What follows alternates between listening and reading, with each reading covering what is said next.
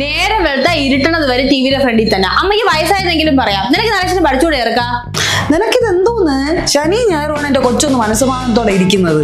ഒയ്യോ, അല്ലെങ്കിൽ പിന്നെ വാങ്ങ് മലമറയ്ക്കുമായിരുന്നല്ലോ. ഇരുന്നിരുന്നാണ് കൊച്ചിന് വേറെ ഇറങ്ങി.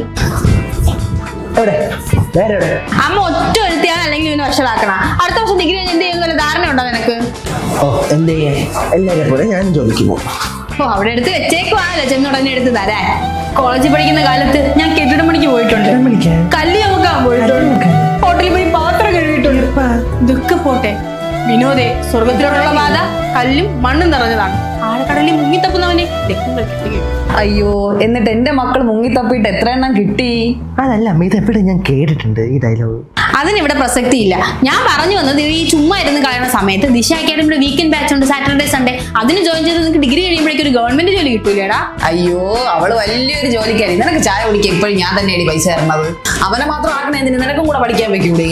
വീക്കെൻഡ് ബാച്ചോ എന്തോ ആയിക്കോട്ടെ, രണ്ടും കൂടെ മര്യാദയ്ക്ക് പോയി പഠിച്ചോണം. എനിക്ക് നിന്നെയൊക്കെ നോക്കി മടുത്ത്. എവിടെയെന്ന് വെച്ചാൽ പോയിക്കോണം രണ്ടും കൂടെ.